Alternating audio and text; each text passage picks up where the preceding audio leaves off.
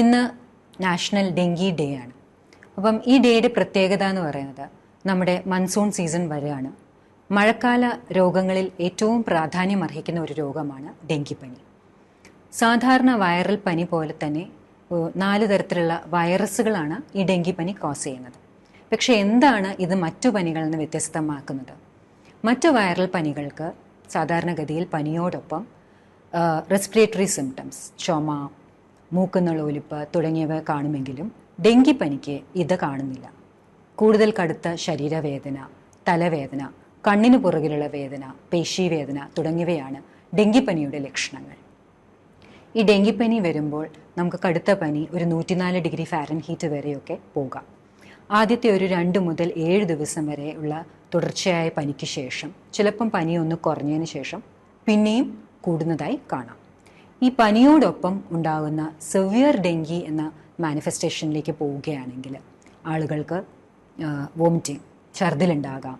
അതുപോലെ രക്തത്തിലെ പ്ലേറ്റ്ലെറ്റിൻ്റെ അളവ് കുറയുന്നത് കൊണ്ട് ബ്ലീഡിംഗ് മാനിഫെസ്റ്റേഷൻസും ഉണ്ടാവാം.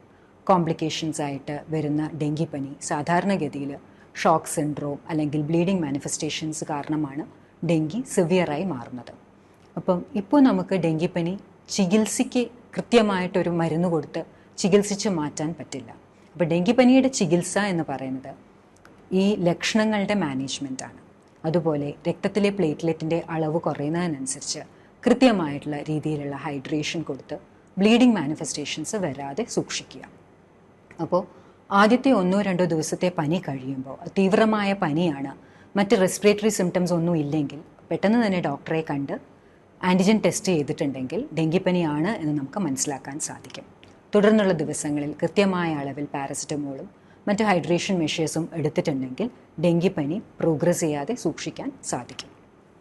അപ്പോൾ ഡെങ്കിപ്പനി വരാനുള്ള കാരണം എന്ന് പറയുന്നത് നേരത്തെ പറഞ്ഞതുമാതിരി കൊതുകടിക്കുന്നതിലൂടെ, ഈഡിസ് വിഭാഗത്തിൽപ്പെട്ട കൊതുകടിയിലൂടെയാണ് ഇത് പടരുന്നത്.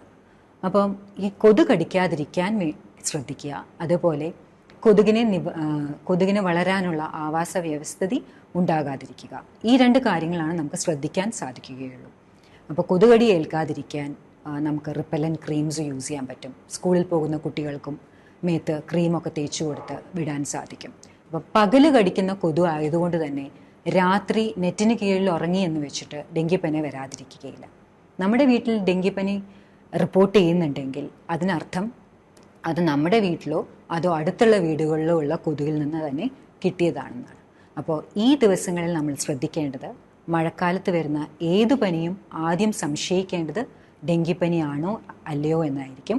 അപ്പോൾ പനി തുടങ്ങി കൂടുതൽ തീവ്രമായ പനിയാണെങ്കിൽ എത്രയും പെട്ടെന്ന് ഡോക്ടറെ അടുത്ത് എത്തുക, അതിനുവേണ്ട ചികിത്സ തേടുക.